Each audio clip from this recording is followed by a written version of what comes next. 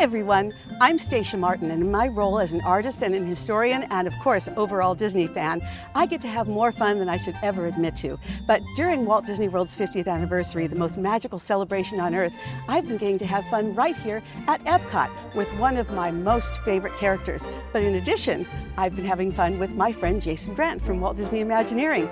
He is not only a very creative person in the design elements of our Disney attractions, but he's also the author of Little Golden Books, one of my favorite collectibles. And speaking of collectibles, I'm going to be drawing a character who's inspired many collectibles, especially recent ones. And who is that, Jason? It's Figment. Yay! There he is. And he's from, of course, the original Journey into Imagination Pavilion. And when did you first meet Figment, Jason? Well, I came here to EPCOT about 3 months after the park opened, and the pavilion was open, but the attraction wasn't open yet. So we went up into ImageWorks, and I remember buying a Figment plush, which was the only Disney plush that I had. I then had to wait 2 more years to actually go on the attraction.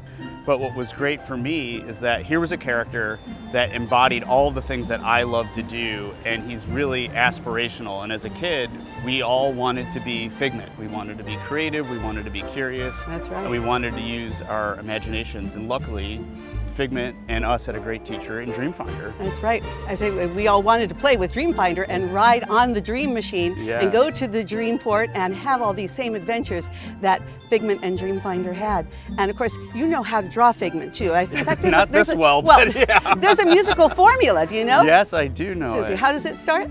2 tiny wings. That's right. Yeah. And eyes big and yellow. Yep. Horns of a steer.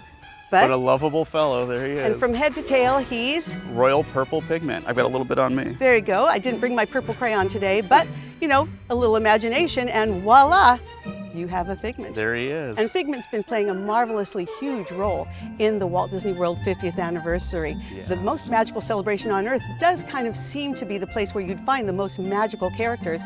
And Figment is all about magic because he's made not only of the ingredients we just recited, but also of the spark or the sparkle of imagination. And that song, that little spark, was given to him by 2 of Walt's very favorite songwriters, Richard and Robert Sherman. And how many Sherman brothers do you think you can sing their songs in your sleep? Oh my God, that was the amazing thing about this ride, is that you would get off the attraction and be singing the song, and so the whole time you'd be singing Figment's anthem, and it just, that's kind of, you know, like It's a Small World, it never quite leaves you, and then Figment doesn't leave you either. That's right. It's been said that Richard and Robert Sherman were really Walt Disney's creative voice set to music, and it was so marvelous that he could be, Figment could be set to music by people who were so close to Walt himself, the keeper of the original One Little Spark. So here is Figment sparkling for you and for you.